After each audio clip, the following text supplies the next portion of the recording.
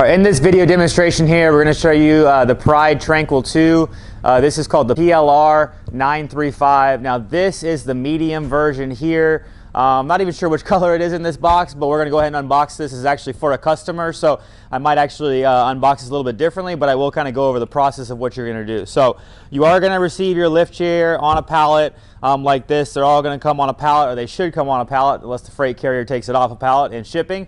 But it should come to you like this in a box. Now do remember, they don't have that much underneath this cardboard, so how you are going to cut it, be very careful. I recommend lightly cutting the edges, almost lifting this top side up before you cut across the middle, because you will see probably on a video overlay there is not much room underneath here, and you do not want to cut into the fabric. If you call us back or you call Pride and say, hey, I cut my lift chair, unboxing it, that's not going to be a warranted thing. So do remember, be careful when you are cutting this box. Like I said, I would do both sides first, and then if you kind of can, kind of lift this up as much, and that way you can begin to start cutting it. If I had to guesstimate underneath here, you have one thin piece of cardboard that is not even over the whole unit, and then basically your lift chair sitting right there. So just do remember, do not come through and gash this, because it is not our responsibility or Pride's responsibility if you do cut this. So you will start taking the material apart. Now the easiest thing that would be normally to get this unit out is going to be to cut the four sides. Since we're trying to repurpose this box, I might cut it differently, but you would typically on any of these, you're going to pull out these side corner pieces. This is, see if I can get one out. These side pieces are going to support your box. I would go, before you pull those out, I would go ahead and cut, because that's actually going to have a barrier. Cut the box on all four sides, and then all four sides will fall to the ground, and then you'll be able to easily access the chair. But here's going to be kind of the pieces when you get it out of the box. It's going to look like you're going to have an instruction booklet, and here it's going to be your manual, probably your warranty information. Yep, everything is in here. You're going to have your backrest, and then inside here is probably your back supports that go behind the backrest. So we're going to go ahead now. We're going to start, making sure we're careful with our knife and unboxing this to see what we have here. So like I said, yes, these are, I don't know the technical term for it, but these are supports that go up here behind the backrest. That's what's going to be located inside this red cellophane paper here. And then it looks like down below the chair, down here, it looks like you're going to probably have your remote. Now this looks like it's zip tied down here to the base. So once again, make sure you're careful when you're cutting through this. You want to make sure you're not cutting through any of the wires or cables. But yeah, it looks like in here, let's open this up and see.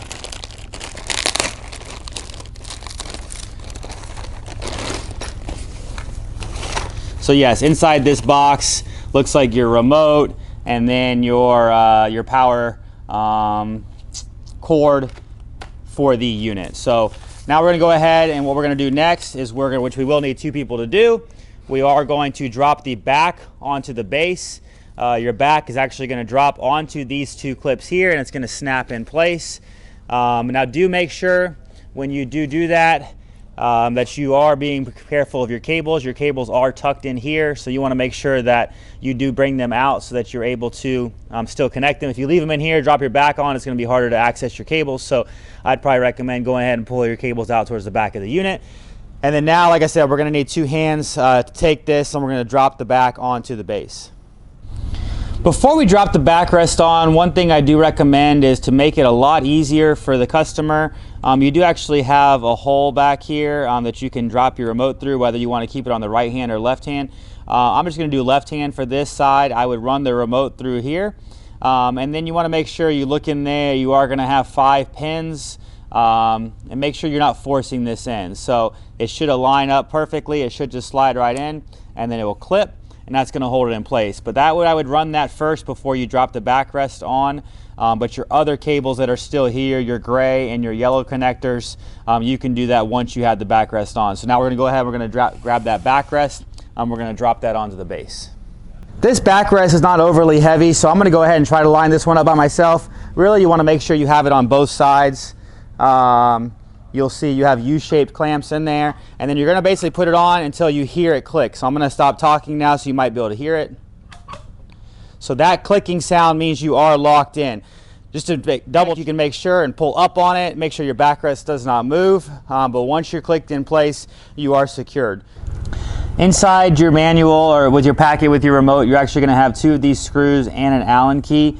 What that's for is, and I'm not going to do it now, but when you drop the backrest on for extra security, there is a hole over here that you can actually screw that screw into, and that's going to prevent this from any reason for ever backing back off of this bracket. So like I said, you will have 2 screws with the Allen key provided. It is going to be accessible from the side. You can actually, if I can feel it with my finger here, but for time's sake, and since we're going to take this back off here in just a minute, I'm not going to put it on, but I do recommend you putting these screws in. There's one on each side of the bracket, and then using the Allen key to tighten it in place. From here, this is when you're going to go ahead and put these back arm supports on. You will see it's labeled 1 on the sticker here, 1 on the sticker here, so it's pretty self-explanatory. What you're going to do with these are going to slide in. Now, it does take a little bit of forcing it to line up because this cushion's almost pushing against this extra support, so you do want to make sure you do have it on there, and then you're going to go ahead and just basically shove it down until you are flush, and you'll see it's just going to add extra support to the backrest on both sides. Go ahead on this side and do it with the number 2. I recommend kind of pulling the cushion aside, it makes it a little bit easier, and then go ahead and sliding that down and hitting it. Now you are locked in place. So now from here, what you're going to do is you're going to go ahead and you're going to connect these cables. So you do have this backrest here that does have Velcro that will attach down here once you're completely done. So you do want to kind of hold it up out of the way. If you have a second pair of hands, that's always easiest too, but I can do it all without. If you just kind of roll this up, put it behind your shoulder. And then from here it's self-explanatory. It's yellow to yellow and it's gray to gray. So we're going to go ahead and we're going to connect both of those now.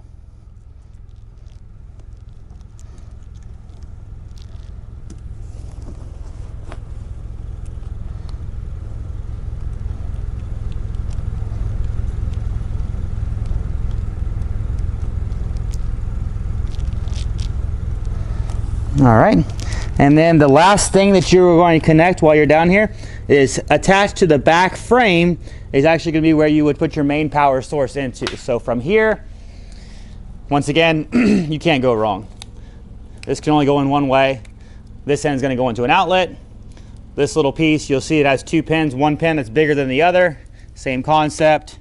Find that down here. You will see that on this connector there is one larger pin than the other. I know it's going to be near impossible to see from the camera, but just trust me, you will have a larger size on one of those pins.